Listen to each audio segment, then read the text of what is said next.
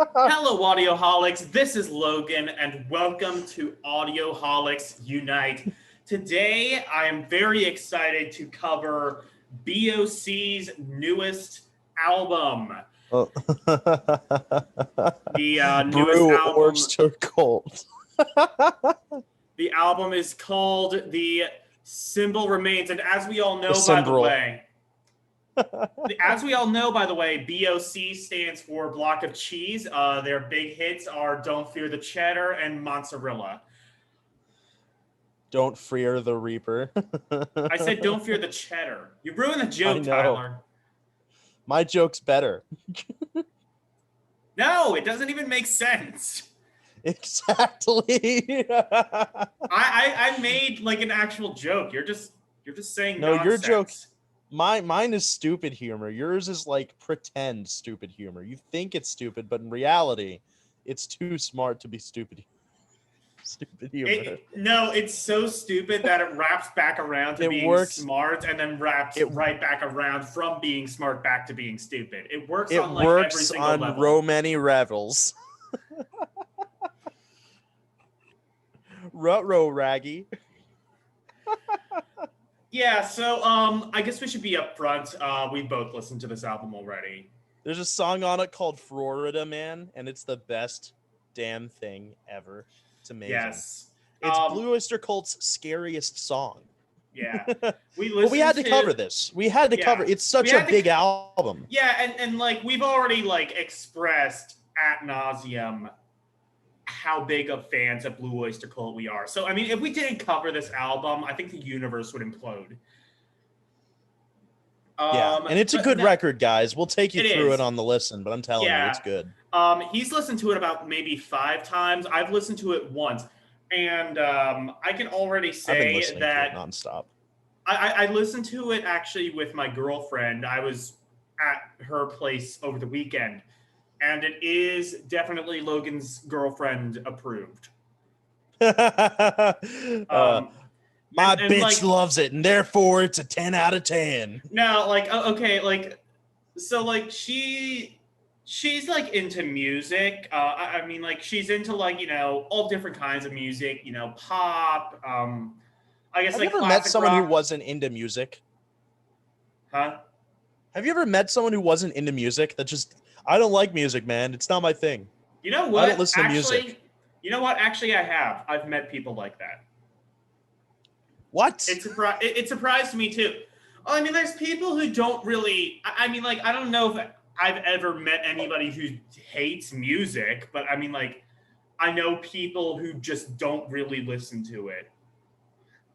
It's just so weird to me. It's like, anyway, get back to your story. Yeah, but yeah, like she listens to like, you know, she doesn't listen to like a whole lot of obscure shit.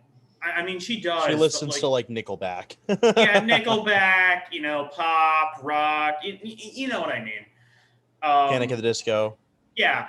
So we listened to it together, and she actually really liked it. And afterwards, I was like, you know what? Now I need to like play like one of the classic albums. So we put on Secret Treaties, and she really liked that as well. Did she like The Symbol Remains or Secret Treaties more? I don't really know. I mean, like, you should ask her. Tune in next time on Audioholics Unite, just so you can find out whether or not Logan's unnamed girlfriend likes Secret Treaties or The Symbol Remains more. I know. To be continued. It's so enthralling. You know what? Fuck it. We'll do it live. Text her now. No, I'm joking. Maybe I will. Text her now and we can like say later in the podcast. I will. Yeah. I will. Oh god. Yeah, dude. His boring ass fucking story aside, dude, I was so excited for this fucking album. I was hyped up the asshole. I listened to the first song, which was God, what was the name of the first song that came out? I don't remember which Box in My Head was one of them. I forget. And then it was another. Oh, right. It's the first song on the album. That was me. Yeah. So, okay, that was me, and Box in My Head came out, and my head fucking exploded when I saw that shit on Spotify. I was like, yes! Yes! Because we didn't know shit about when this album was coming out prior to the singles dropping, all we knew is that it was this year, potentially early next year. And then they dropped the singles and said October release. And then they further specified it to like October 9th, I think is when it came out. I was so fucking hyped. That was me. Heavy ass song. I loved it. Box in my head. We'll talk about it more when we get to it, but I don't love it. And then the third single came out, and that was the one that just sold me on this album, Tainted Blood. Yeah. Definitely the best single. Definitely the best single. One of the best songs on the album. All right, so we'll get into all of that a little bit more when we listen to the album. Yeah, when we listen to the album. We should probably just play it now, I think. Yeah, because this is an hour-long record, so it's kind of a longer one. There's a lot of music. A lot of music on this one. 14 songs. And none of them are transition or intro tracks. Yeah. All of them are actual songs. Yeah. So it's a lot of music.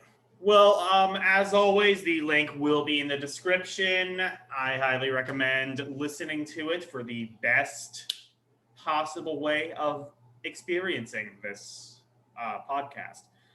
Yeah.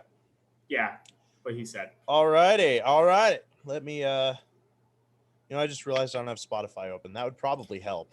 Yeah, that would help, dipshit.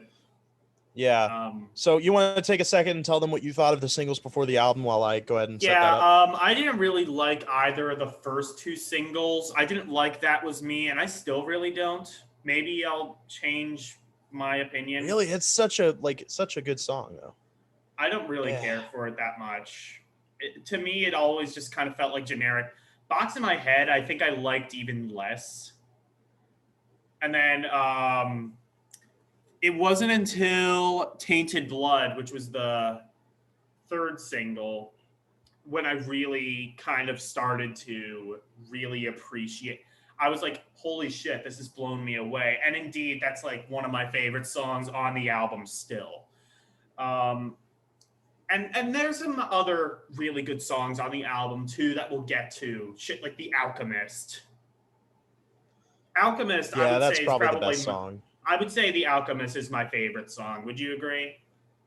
Yeah, it's probably the best song. Okay, I got it all pulled up. Do you guys want to get started now? No. Or you want to keep stalling? Let's keep stalling. Let's keep stalling so we can, let's keep stalling locked up in a cage. Let's keep stalling and give this album some more high marks. Fuck you. All right. 5, 4, 3, 2, and start. No. We start with That Was Me. Okay. This riff, dude. That's true. You're right. This is a cool riff.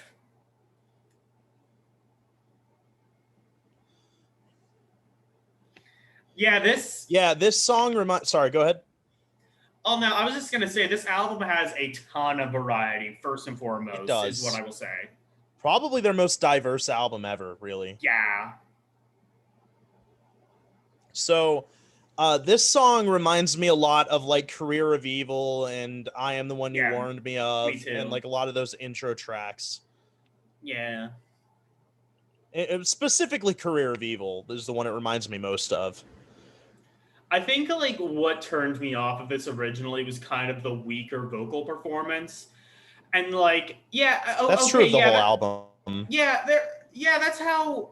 Yeah, they're older. I get that, but throughout the album they have better vocal performances than this. I think this is one. The Alchemist is a standout. Yeah, I agree. Even from that perspective. They did really good on that one. Train True is also pretty good vocally, despite being pretty silly as a song. I can't wait for us to cover that. Yes. But yeah, this song is really good. So this was the first album that Blue Oyster Cult has recorded since The Curse of the Hidden Mirror in what was that? What, when did that album come out? 2002, I think. 2001. Yeah, so it's been 19 years since the last Blue Oyster Cult album, and in the time between the last one came out and this one, unfortunately, the amazing, just one of the most legendary keyboard players of all time, Alan Lanier, unfortunately passed. And this is the only Blue Oyster Cult album that Alan Lanier does not play on. Hey, Tyler. Hey. When What's that? when the keyboardist died, do you think he Right, do you think except do you think he wait, hold on. Do you think he feared the Reaper? probably not. But he didn't play on Club Ninja. I forgot about that one. Yeah. So the only Blue Oyster Cult album he hasn't played on except Club Ninja is this album. Yeah. And that's really fucking sad. But in his place, we get the new members who have been in the band for a long time. So we have Richie Castellano, who actually does vocals on a fair amount of the tracks, Danny Miranda on bass guitar, Jules Rodino on drums, and of course you've got Eric Bloom and Buck Dharma, the original members. So the vocals on this song are from Bloom. I'll tell you, Yeah, Richie you know Castellano sings Tainted Blood, and he sings The Machine. He sings The Return of Saint Cecilia. Bloom actually sings The Alchemist. We are now on impressive. Box in My Head. Yes. I'll have to take back what I said about the last song. First song. Was me. I take back what I said. It's actually really good. Yeah, it's a good song, right? Box in My Head, I still don't really like that song. I think it grows on you the more you hear it. Like, the riff has really grown on me, and also the chorus has a fair amount too.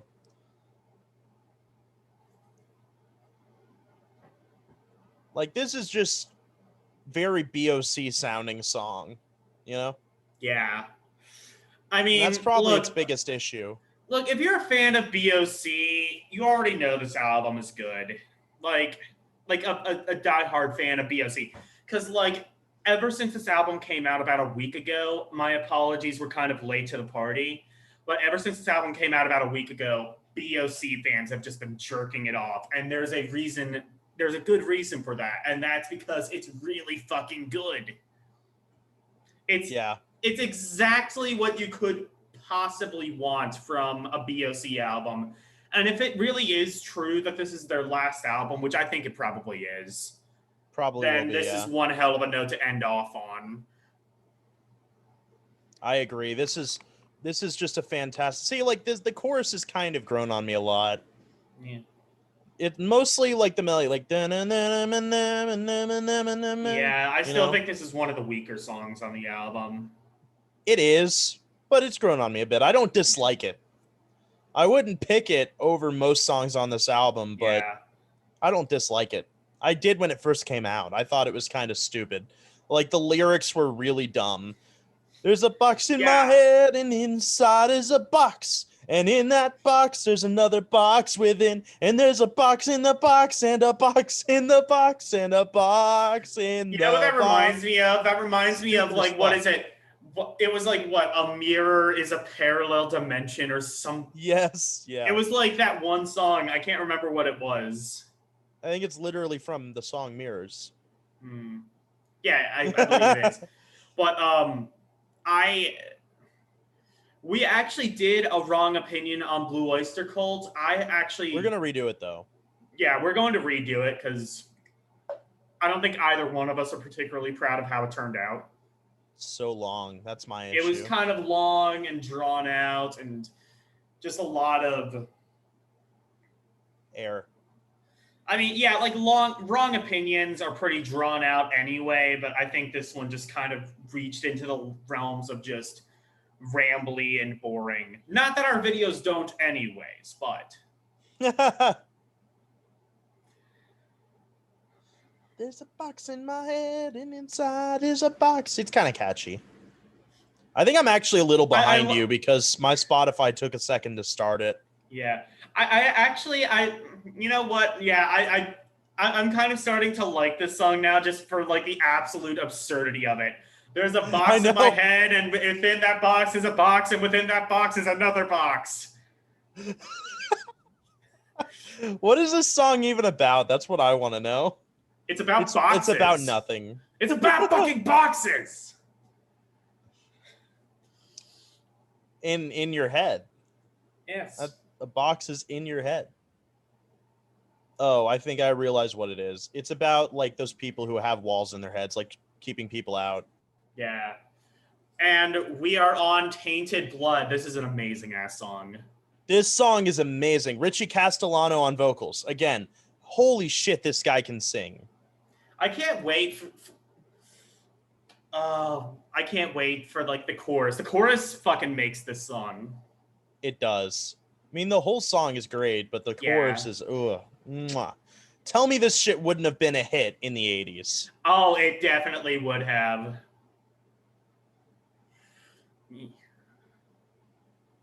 And so, an update to the saga of my girlfriend.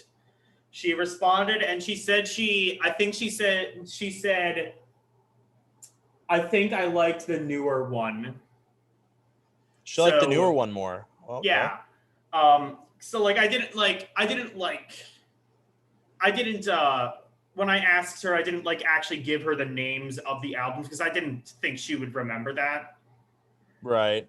So I basically said, like, did you like the newer one or the one we listened to after that? And she said, like, I think I liked the newer one better. I mean, that's fair. You know, it's got a much Yeah. more modern sound to it.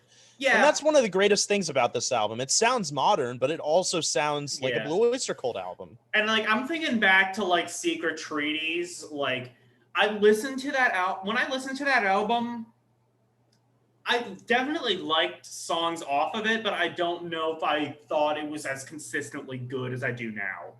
Like there were some songs that like what was it, ME 262, whatever that song is. Yeah, I love that song. Yeah, I didn't like that when it like first came on. You know, Subhumans, for example. I didn't like that when I first heard. I love these songs now.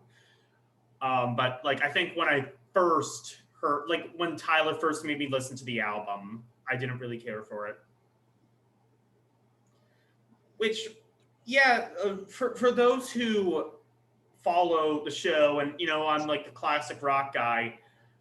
It was really Tyler who got me into Blue Oyster Cult. Like, obviously, I'd heard like "Don't Fear the Reaper." I already liked "Veteran of the Psychic Wars." That was already one of my favorite BOC songs before I even met Tyler. But he was the really one great who, solo like, from Buck here. Yeah, just pointing that out real quick. Yeah, he was the one who got me like really into BOC. And I'm happy you did get into them because Yeah. they're such a good band. Yes, this chorus. It's so good. Yeah, and as for me, like Logan convinced me to try and get into classic rock, and Blue Oyster Cult was kind of the first one I really clicked with. Yeah. And then just like kind of the rest fell like dominoes. Like, you know, you got into Black Sabbath, you got into, you know, like King Crimson, Atomic Rooster. Yeah. I guess the Beatles. I gotta admit, like I listened to some of these bands before, but I wasn't like super into them. I didn't know a lot of their albums or anything like that. Yeah. God, it's just so good. That solo at the end. Oh, you know, when we get to The Alchemist, I don't have to point it out, but there's this like solo section in the song where Buck is doing his solo and Richie Castellano is doing a solo too, and it sounds like a Maiden-y type thing. It's really fucking cool. It's like a dual guitar solo. Was Castellano in anything before BOC? I don't know, actually. I'm gonna look that up. We are now on Nightmare Epiphany, I believe. Yeah. This song still is probably not one of the standouts. Yeah. I think this one, I think when I first, you know what? Okay, answer, not really. He's in a few other bands, but they're like, nobody knows who the fuck they are. They probably aren't even on Spotify. I'm actually gonna, I might actually have the, like my initial live reaction so I can.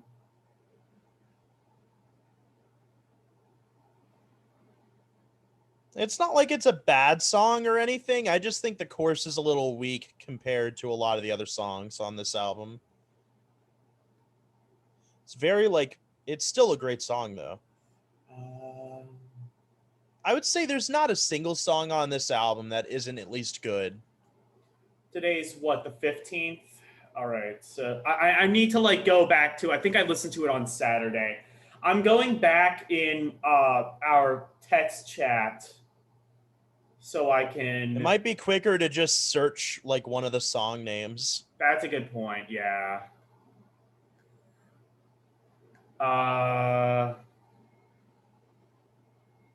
Yeah, I'd still say this is one of the weaker songs on the album. I do like it though. It's very classic rocky.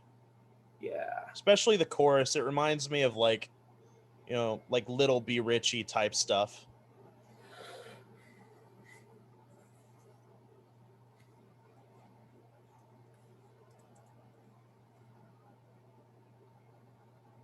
Also, this part is really surf rocky. Yeah. A nightmare epiphany. Yeah. It's but there's still a ton. Sounding. There's still a ton of variety in this album. Yeah, even in the first 4 songs, you got what? You got a power ballad, you got a heavy song, you got a more silly hard rocker, and you got this one, which is an upbeat classic rock song. By the way, I thought I remembered having really mixed opinions on That Was Me.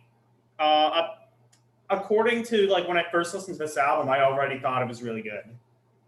There you go. Still not sure how Edge I feel of the about World Fox is in My another standout for me. Tainted Blood kicks all ass, I said. Nightmare Epiphany isn't the best song, but it's getting better the more I listen to it. And again, that's just, I keep saying this to him, but really the whole album has gotten better every time I listen to it. Yeah. Even on this listen, I think I like it more than the last time I heard it. I don't know why, if maybe that's just this album, but yeah. Because that's not true of other Oyster records for me. I love Cultosaurus on my first listen. Yeah. Yeah, like I said, this isn't our first listening to this album, but I guess I figured I'd compensate as best I could.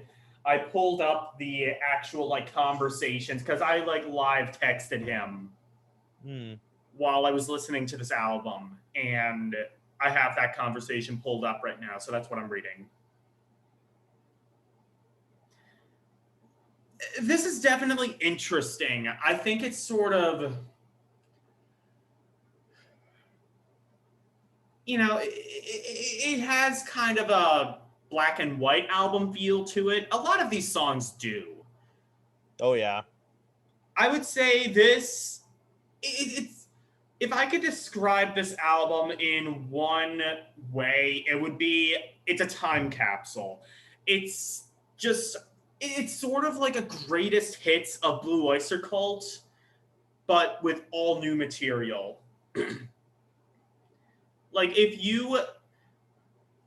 It's probably a good idea, actually, that this was the first one that I got my girlfriend into, because to me, this just sort of represents the best of Blue Oyster Cult, the best,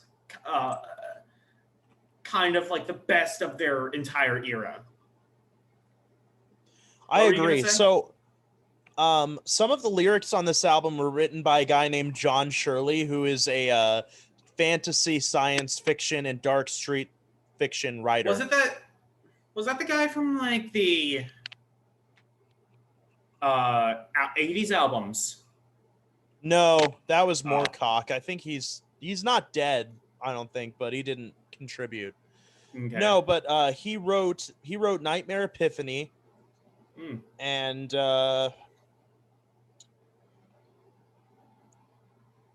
it looks like he wrote Nightmare and Epiphany, and then he contributed on That Was Me and Florida Man and Secret Road. Who wrote The Alchemist? Castellano. That guy is fucking talented. That's a name to watch. If BOC breaks up tomorrow, watch where Castellano goes. That guy is talented as fuck. Yeah. I wonder if he has What'd you say his name is? Dan Castellano? Richie Castellano. Oh, Okay, Richie this is one of the standouts for me. I love this song, Edge of the World. That is a good one. I'm gonna look Richie Castellano. I'm gonna look on Spotify, see if he has anything.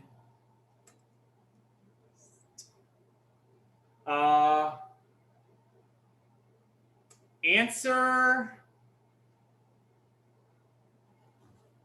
Oh, he does have some stuff. He has an album from 1999 and a single from this year. I don't know if this is the same guy, though. I can't tell. I guess I can't. I'll look at the bio. There is an interview he did with a podcast called bio. Everyone Loves Guitar. Yeah, this guy has like less than 1,000 hits, so it can't be that guy. This song is so good. Yeah. This is right up there with The Alchemist for me. Outside Work. In addition to performing at Blue Oyster Cult, he also plays guitar in the band Morning Starlet. You want to look that up real quick? Or do you want me to do it? What did he say? Morning Starlet. Look that up on Spotify. I can do it. Okay. Starlet. I said it was pretty good. That's basically about my opinion. I don't know if I would necessarily call this a highlight either. I still wouldn't say I call this necessarily a highlight, but it's pretty good. That's kind of what I thought when I first heard it, and that's kind of what I think now. So there's a band called Morning Starlet, but I don't know if it's the same band. Because it's spelled differently. Yeah, and it's probably I'm looking at their website now. Yeah, I think it is the same band. Because it looks like the same logo from their website. Okay. So yeah, there is an album he played on in 2012. All right. With this band. I guess we'll have to listen to that, see what that style is like. Yeah. And keep in mind, Richie Castellano, he joined BOC in 2009. Oh, wow. Okay.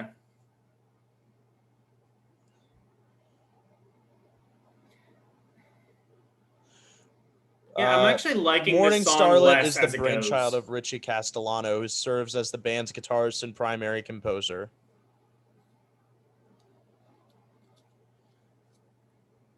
So there's influence from Ronnie James Dio, Queen, classical composers. That sounds pretty cool. Yeah, I'd love to hear what that sounds like. Maybe we'll listen to it after the podcast. Like a song, I mean, not the whole album. Yeah. But I don't know. I guess I kind of like this song, but I'm actually liking it less now that I'm listening to it more. I love it. I love the chorus a lot. And that solo is fucking amazing.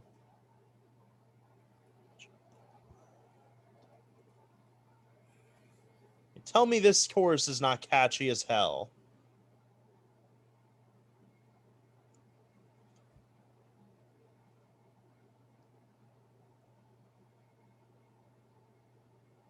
Hey, so the guy you found on there with the Progeny 1999, that is Richie Castellano. It's the same guy. It is? Oh, really? So the Used to Be Hot song is a new single from him.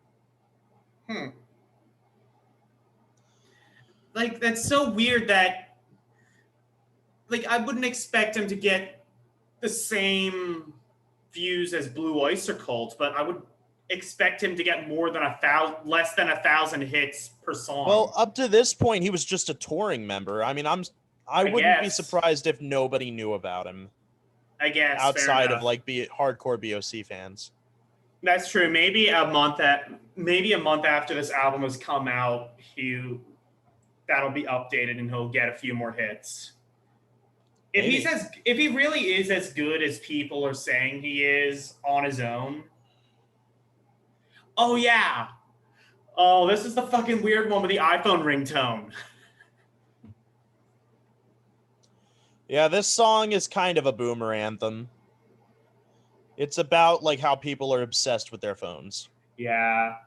I think I think the worst ever boomer anthem I've ever heard was from Nazareth. It was like logging in and shutting off or something like that. It was like the That's most terrible. pretentious shit. I can just hear him I can just hear him as he's writing it like kids these days. Like I love Nazareth, but it is the most boomerific shit I've ever heard. Yeah, this is a good song though.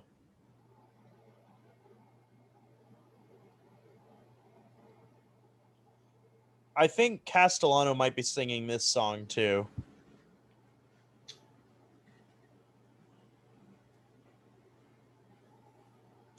He's got a good voice. I mean, at least this is pretty well written. Answer, yeah. Castellano wrote and sung the lead vocals for this song. And the last song, Edge of the World, was sung by Bloom, but Castellano wrote it. Okay. You know, like with all the music that Castellano has written, this is like almost like a glorified solo album by him. Well, he only sings on 1, 2, 3 songs, at least for lead vocals. Yeah, but he wrote a lot of them. It's almost like Dan Castel or Richie Castelletto featuring Blue Oyster Cult. Well, you got to understand, Blue Oyster Cult has always been a collaborative thing. Yeah. Every single member of the band contributes to pretty much the entire album. Like every By the way, the reason I keep calling him back to their first album. The reason I keep calling him Dan is because I keep getting him confused with Dan Castaneda, who is the voice of Homer Simpson. Gotcha. Yeah, like even going back as far as the first album, Albert Bouchard wrote some, Eric Bloom wrote some. Yeah, that's true. Buck wrote some random fucking sci-fi writer wrote some shit. I saw some Michael Moorcock books at like a local I guess you would call it a thrift store. People just come and like sell used books and music and stuff like that there. Michael Moorcock, I saw some of his books. Yeah. Oh, like $2 a piece. Okay. I almost got them, but I looked it up and realized they're like the 5th and 6th entries in his book series. Yeah. Probably bad to start that far. Yeah. I mean, just like, buy it on like Kindle or Audible or something like that. Yeah. I don't know. Like, I don't even know if I would like it. I don't know if I want to spend $10 on it, Yeah. Sometimes, and guys, don't go to the cops with it. No, I'm joking. You can't get arrested for partaking in piracy, just doing piracy, like spreading it. Yeah. But what I usually do with a new book that I don't know if I'll like, I'll read it online, I'll pirate it, and then if I like it, I'll buy it. Okay. If I don't, I just stop reading it. Yeah. I say like the best songs are towards the end. So far, I think Tainted Blood is the only song that really immediately grabs me. And there are songs later on that do, and that's what I'm saying. But if I were listening to this for the first time, and when I did listen to it for the first time, I think that was the only song that really ultra grabbed me. Yeah, I mean, it's not a perfect album. It has flaws. Yeah, I'd but say, it's like, as the good as songs you on could this reason. album the songs on this album I don't really like are Box in My Head, Nightmare Epiphany, and probably, I don't know, I guess I like Train True. We're on Train True Lenny's song Train True, now. motherfucker! This song, you know what? I was like saying this with Tyler. Like, I imagine they were like, they were all talking. Hey, Logan, like half your face is cut off in the shot. Oh, sorry. Yeah. There we go. Yeah, so like, this is so fucking retarded. No, I imagine like they were all together like, oh, okay, this is our last album, guys. What are we going to do? And then just some random guy bursts in the door like, diddly do, Skibbity bop, dibbity skibbity. And they were like, and they were like, yes. genius. This is how we end a fucking career, people. This is our swan song. Fucking trained brain. That's our swan song, ladies and gentlemen. The best song of our entire career.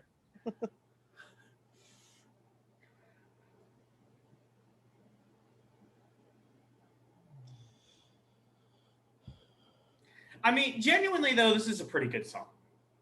Yeah, it's pretty fun. Unlike Box in My Head. Box in My Head is a funny song, but it's kind of, like you said, a little generic. But this song isn't, and it's fun. So, you know, you gotta like that. But no, I'd say like most of the songs on this album are really good. But Box in My Head, Nightmare Epiphany, and probably, what's that one later on I didn't like? It's either There's a Crime or Fight that I didn't like. It's one of the two. I think it was Fight. I think you said you didn't like. Yeah, so there's really only 3 songs out of 14 I didn't like really enjoy. So, but that's not to say I still like Nightmare Epiphany. I still like that song a fair amount. And Box in My Head I don't dislike, like I said. Yeah, I would say So it's not, I wouldn't say there's any bad songs on this album. I would say, as far as songs go, I would say Edge of the World, I don't really like. I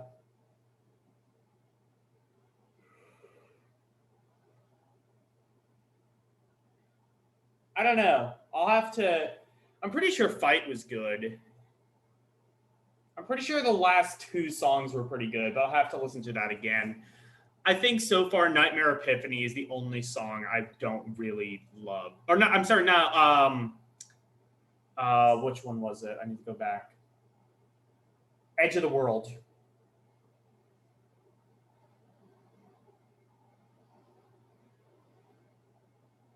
Have a brain when you're working on the train. Diddly dang, diddly doo.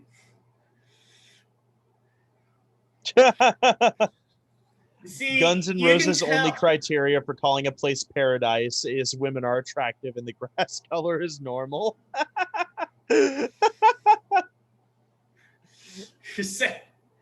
What is that?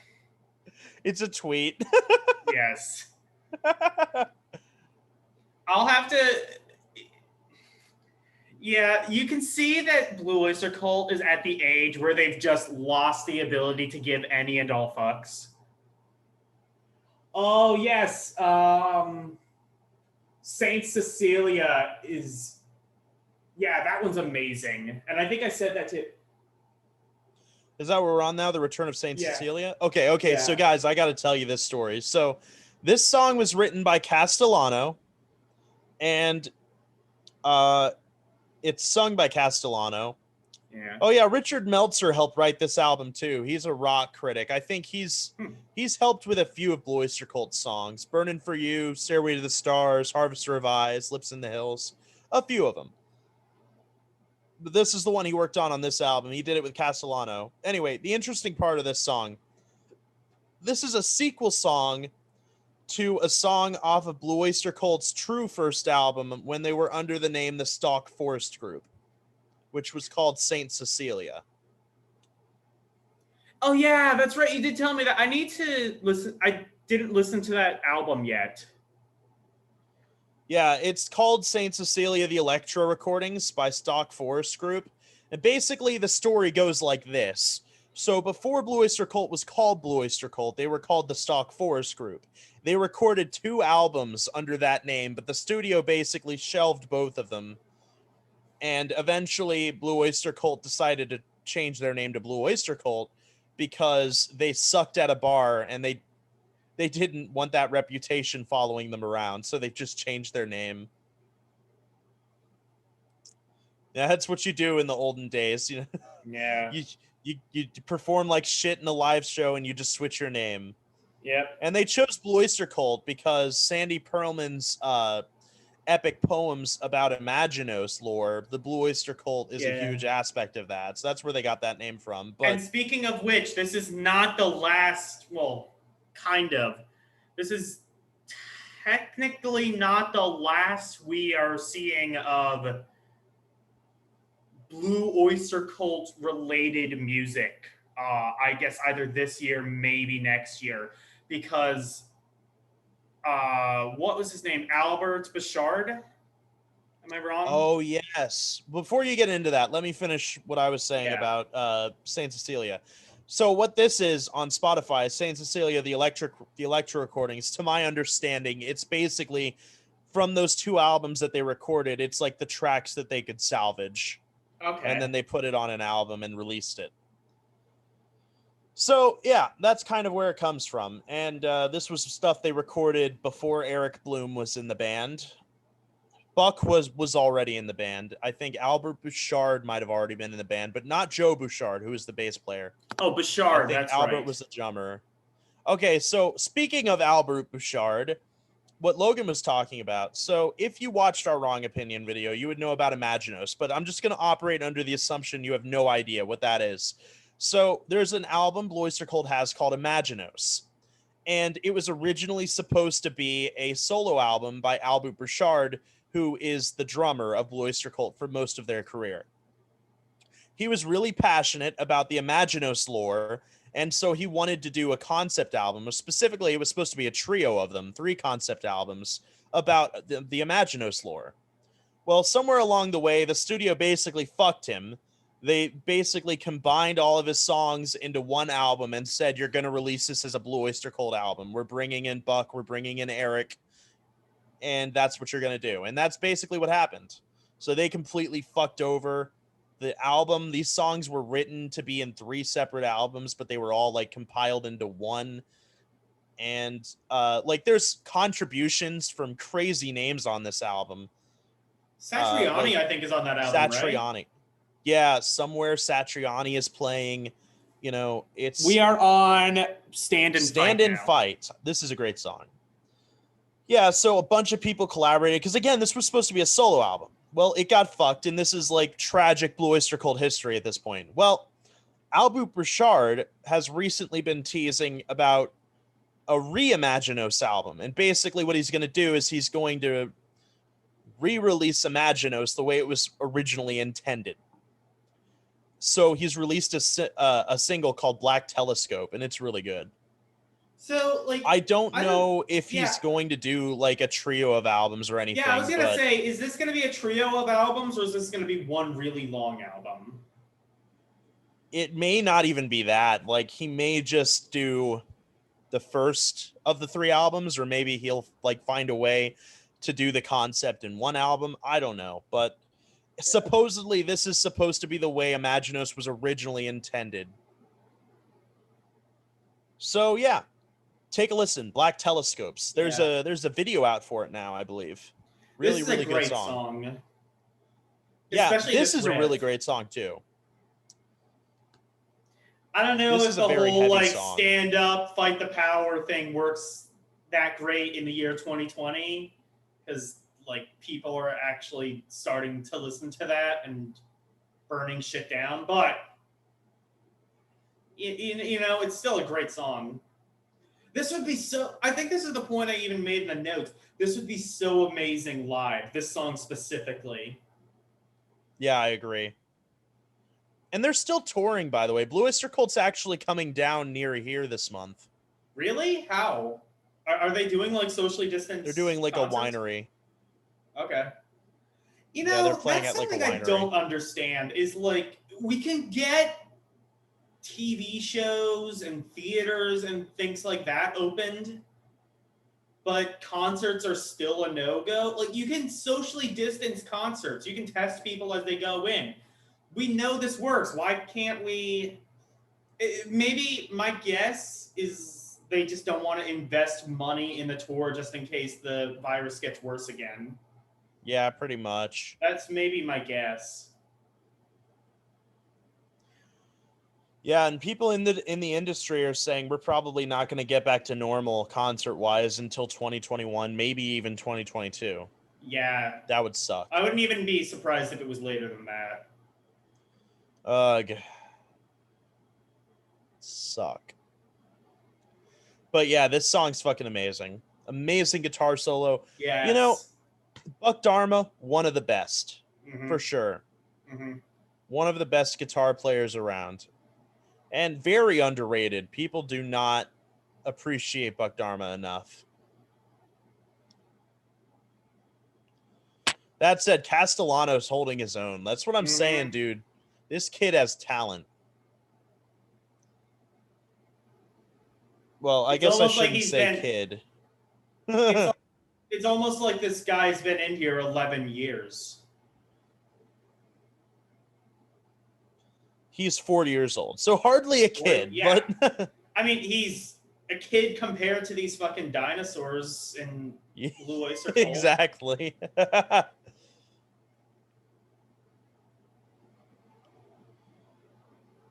But yeah, I would love to see like maybe his band, what was it called? Like, wouldn't it be amazing if like something?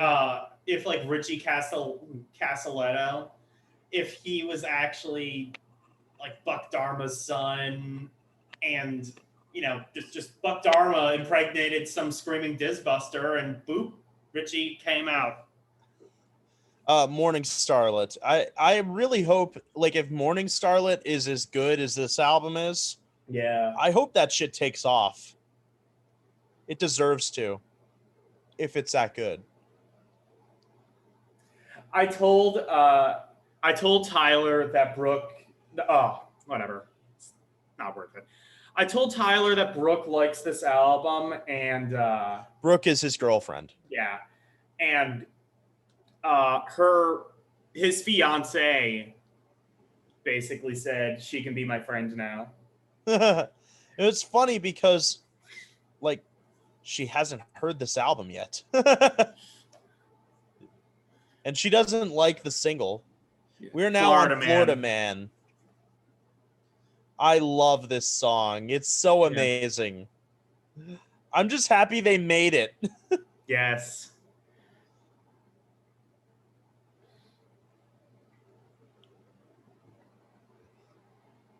Just look at me. I'm so happy about this. Yes. One of my favorite bands wrote a song about the Florida Man. Yes. Of the Florida Man.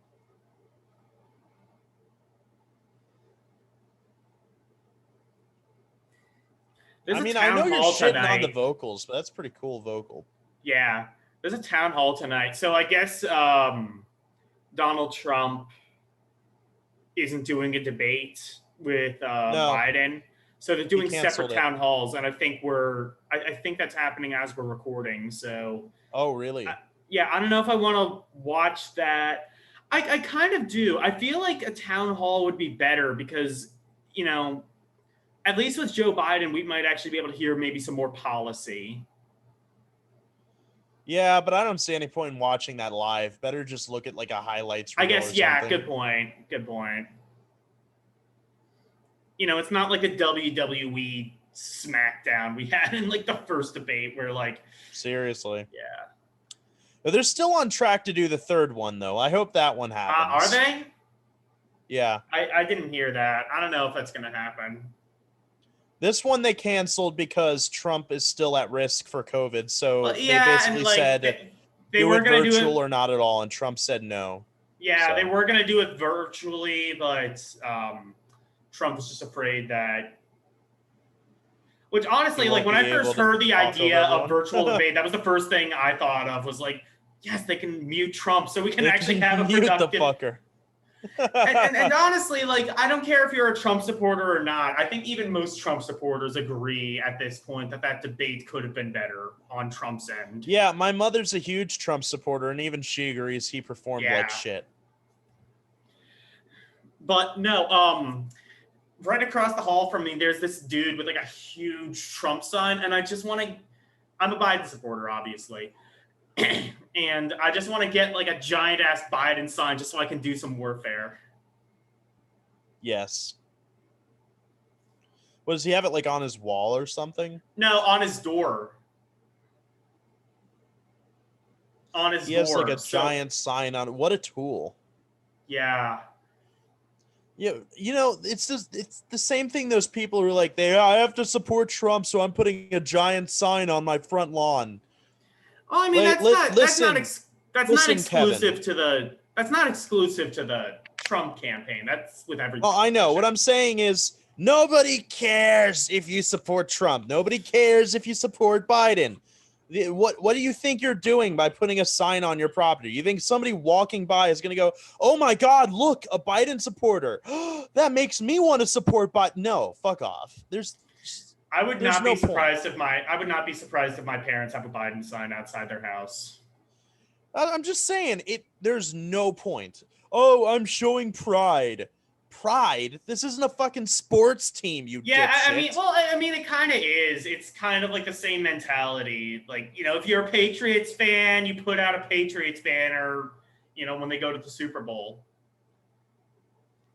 Yeah, but again, it's not a sports team. It's politics.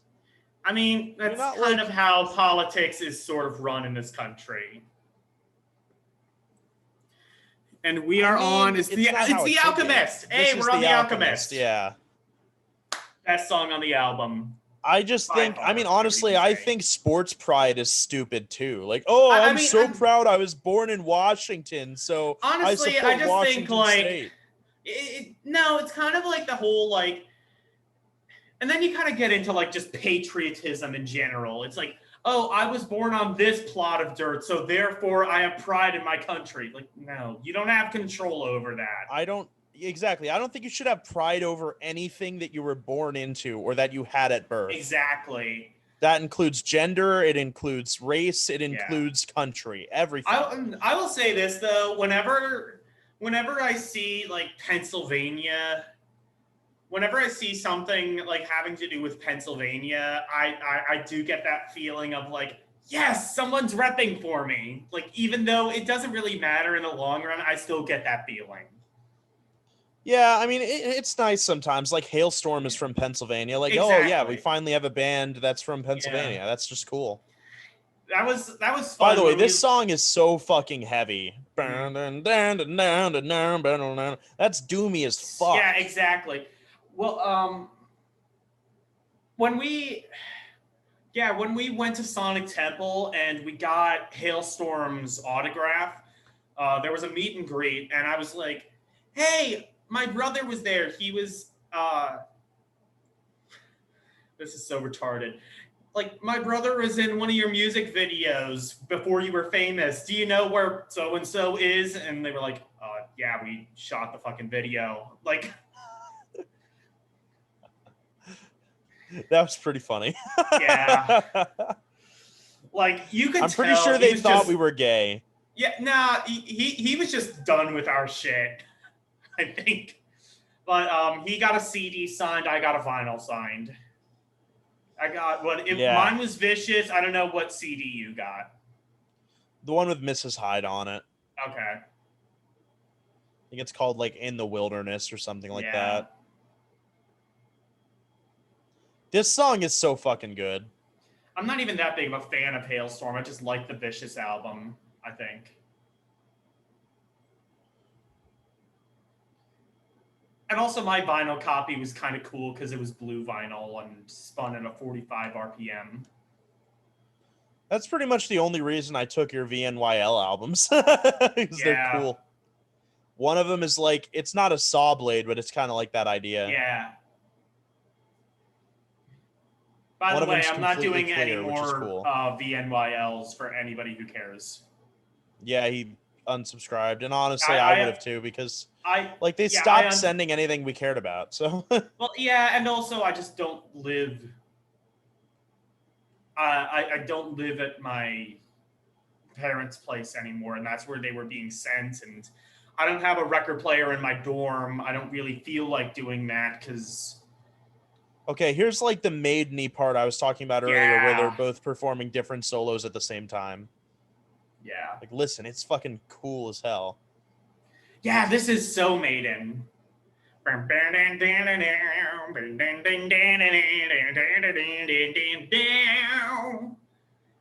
to Yeah, shoot this part strangers, specifically. yes.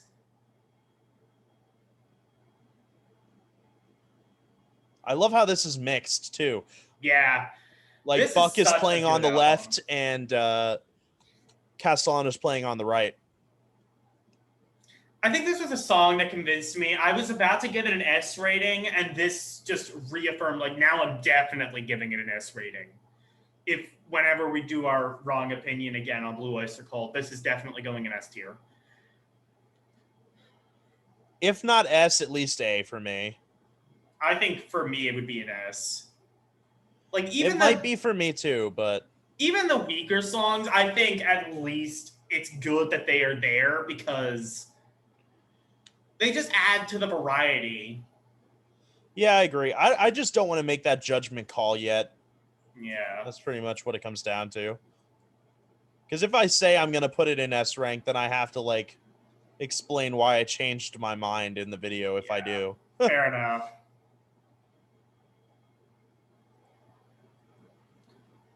I would even say, like, The Alchemist isn't even just the best song on the album. It could make a good argument for being one of the best Blue Oyster Cult songs of all time. Definitely one of the best, for sure. Yeah. You know, this song specifically has a very strong, like, Cultosaurus erectus feel to it.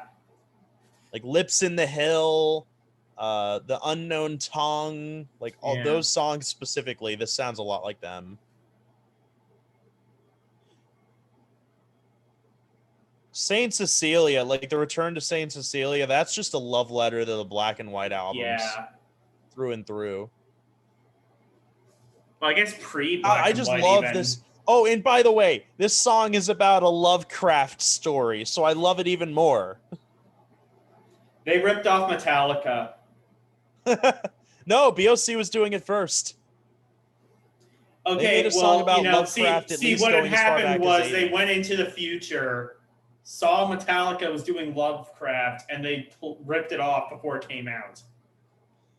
I gotta do a song about Lovecraft. This song is called Secret Road. Oh, yeah. I forgot about this one. I think I didn't really care for this one.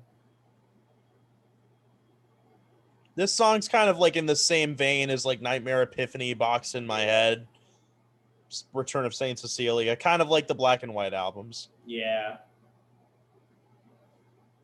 I like it. I kind of wish like The Alchemist was like the last song. I agree, but I think like Fight is a good last song. Yeah. Even if it's not my favorite.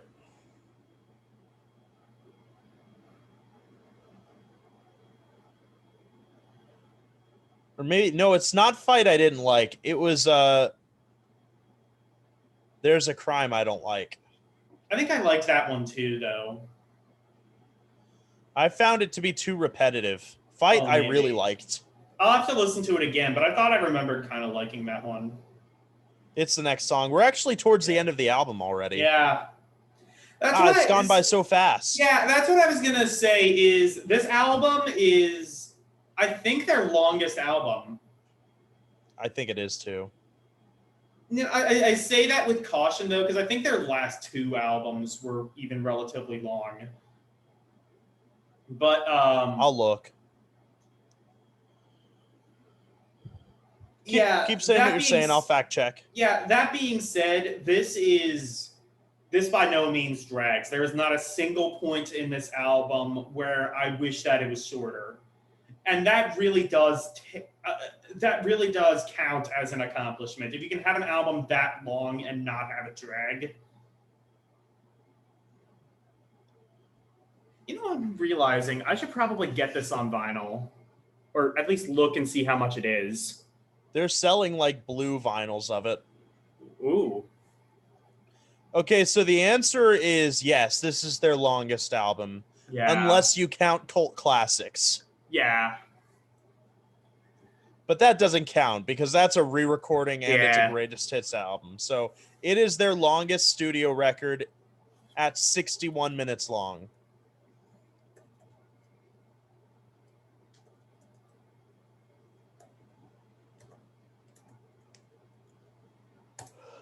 I'm looking this up on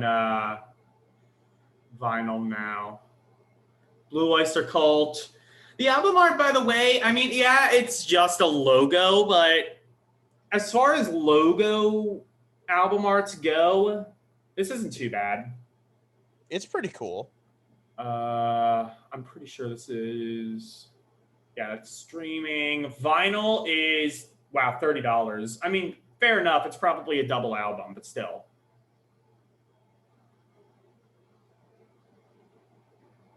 Yeah, plus I'm pretty sure that version is like the blue one. Yeah, I might do that. I might buy that maybe when I next get paid.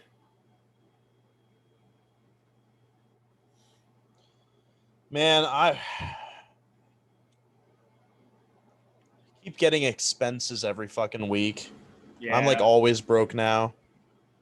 This week, I'm only getting paid like $100. I gotta give Logan like 42 of it. When all's Yeah. said and done, I'm gonna have like $10 left.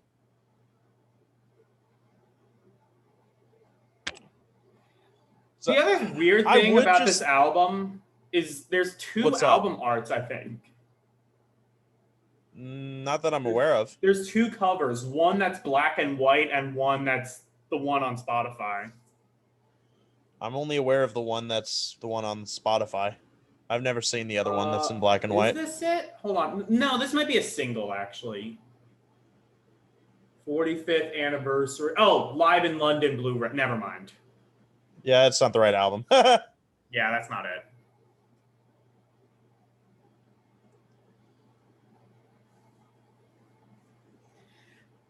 I mean, I like this song. I don't think it's as memorable as other songs on this album, but the instrumentation alone makes it a win. Yeah, it's a really good song. Really bluesy guitar. Yeah, this whole album, I mean, Buck Dharma in general is a very bluesy guitar player. Yeah, I mean, like, fuck, listen to the solo in Don't Fear the Reaper, like, when it breaks down. I remember when I first heard Don't Fear the Reaper on the radio, I kept thinking, like, wait, is this a different song? When it got to that breakdown part, like, I was like, what's this song now? This is interesting. And then it went back to Don't Fear the Reaper, and I was like, what the fuck just happened? Because I never, like, heard a song break down like that before. Just, like, go somewhere completely different and then just randomly back to Don't Fear the Reaper. Yeah. We are on There's a Crime. This is I don't know. I just think it's kind of repetitive. It's okay. I think it has I like the guitar in it. Yeah, for sure.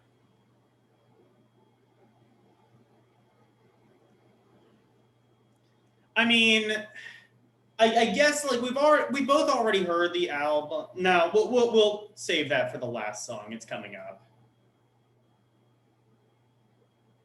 But I mean, I think you already know how we're gonna rate these albums.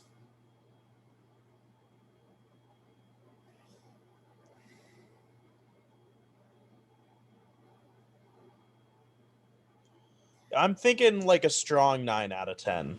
I'm thinking like a 9.5. It's not perfect. It has some flaws, but it's really damn good. Yeah, so, that's what I would say. This is one of those albums where it has flaws, but those flaws even give it some character. So they aren't even. I mean, they're flaws. You know, I looking objectively, this album is by no means perfect, but it's pretty damn close. It's as close as you could reasonably expect to perfect from a band that has been doing this shit for 30, 40 years. Longer than that. Yeah, longer than that. Well, 50 years at least. Well, At 45 least, yeah. least. Yeah.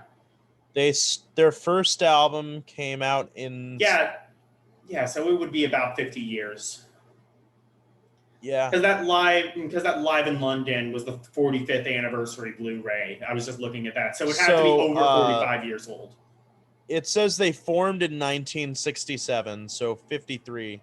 Yeah, 53. But their first official Blue Oyster Cult album came out in 72. So 48. But yeah, but then like they also released those Stock Force spiritual groups in the force 70s. or whatever the hell. Yeah. That came out in 1970, or they recorded it in 1970 anyway. It didn't come out until much later, but Okay. yeah, because remember they shelved it. They didn't Yeah. release it until later when Blue Oyster Cult blew up. Yes. Yeah, see, this song's just kind of It repetitive. is, yeah, I guess it is kind of repetitive. I still really like it though. Yeah, but like speaking objectively, there's quite a few songs on this album that are repetitive. I just think it's less catchy. Pretty much the guitar drives this song. Yeah, but in its defense, the guitar really drives this song. Yeah, this is a badass riff.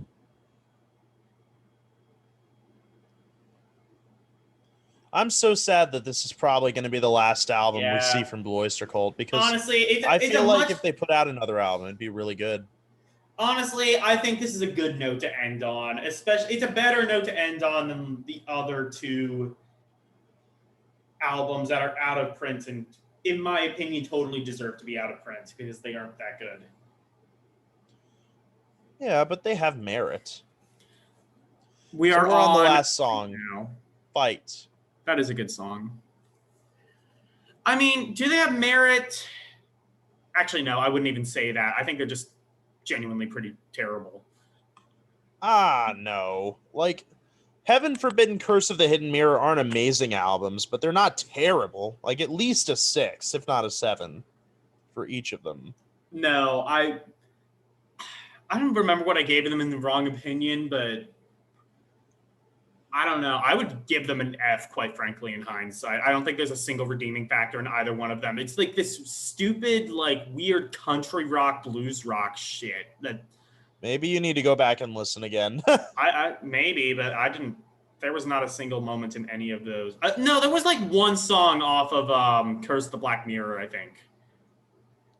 There were a few you liked off of Curse of the Hidden Mirror. Yeah.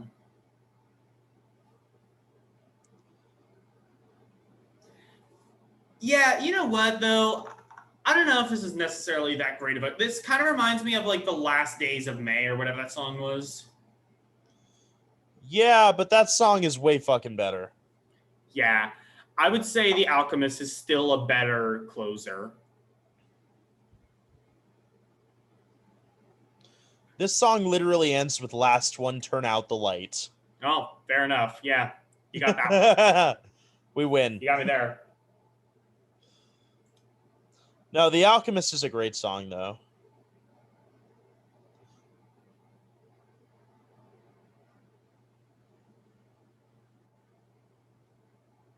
What's this song about? I have no idea. It's about a fight, I think.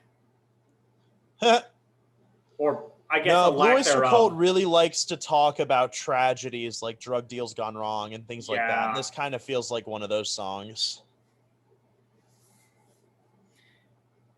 Yeah, again, like what was that song? It's not called The Last Days of May, is it? When? The first song, the first album. It's called Then Came the Last Days of May. That's okay. That song is amazing. Well, in the lyrics are making me confused because I said it sounds like a song about a drug deal gone wrong or something like that, but no blood was spilled, nobody was killed. Yeah, I don't know. I don't know. I don't know. Apparently, it just wasn't that much of a fight, you know? Yeah, yeah. Oh, just like in the song. Yeah, and it kind of just ends. Yeah. I don't know. I think that's a very anticlimactic way to end the album. That being said, I mean... Oh, and my autoplay goes right into astronomy. Well, it knows you pretty well. So, yeah, 9.5 out of 10 for me. like I said, there's definitely flaws with this album, but I think those flaws can give it character. Like, I'm gonna listen to Lips in the Hill. I love that song. yeah, but Listen, I agree. I think the flaws give it character, but there are still enough flaws that I think 1 point is worth taking yeah, off. So I 9 out think of 10 is my final yeah. score. It's a Like, fantastic record. okay, I'm like so happy it came out. let's evaluate. Okay, That Was Me, good song. Box in My Head, I'm starting to grow on it. Tainted Blood, amazing song. Nightmare Epiphany, I personally like it, but I guess I can understand why you don't. Edge of the I World, like it. I just don't love it. Edge of the World, I don't Edge of really the care World, for. I love. I don't really like that song. The Machine, good. Train True, good song. Biggity bang. Yeah, The Return of Saint Cecilia, really good song. Stand and Yeah. Fight, really good song. Florida Man, good song. The Alchemist, good song. Secret Road, I think Secret Road might be like the only song I don't really love. Oh, and Yeah, but that you said and it was really great instrumentally. oh yeah, that's true. Um, yeah, so I think Edge of the World is the only song I don't really love. And that being said, I mean, you like it, so obviously there's some sort of merit to it. Yeah. So, I mean, I don't know if there's really any song that I could say is legitimately bad on this album. And that's No, why there's no bad song. There's just a few that are kind of weaker. Yeah, so that's why I think like it doesn't deserve a full point off, because there's not really any objective flaws with this album. It's all a matter of taste, I think. Yeah, I guess, but I think objectively speaking, there are enough weaker tracks for me that I would take off a point. I guess. For But me, because yeah, like in I my mean, head, look, at the Box in point My of Head, Nightmare at the end of Epiphany, the day, Train True, yeah. There's a Crime and Fight are all kind of weaker tracks, and that's like half the album. Okay, but like look, the bottom line is we are squabbling over half a fucking point. This album is good. Yeah, exactly. It's really fucking good. Like all of those songs I mentioned are still really good songs. It's just weaker than the amazing songs. Yeah. Like Stand and Fight, Edge of the World, Alchemist. Yeah. Return of Saint Cecilia. Like these are songs, Tainted Blood. These are songs that will become top Blue Oyster Cult songs for me. And I am a diehard fan. Yeah. I love the black and white era. Yeah, I love the Blood. era. Yeah, Tainted Blood and The Alchemist specifically, I think are top shelf BOC. Yeah, seriously. I mean, it's so good. And even Fight, or which I don't know. I think the only problem with Fight is it's kind of short and just sort of ends abruptly. I assume that's probably the idea. It wasn't that much of a fight. Yeah, exactly. I assume that's kind of the idea, but I don't know. Yeah, they probably did it on purpose because the entire theme of the song is that Exactly. it was anticlimactic. It Exactly. wasn't that much of a fight, you know? Exactly. Which is maybe that's kind of just giving too much credit to them, but yeah, I don't know. That sounds like something they would do. It does. Blue Oyster Cult, they are amazing musicians, all of them.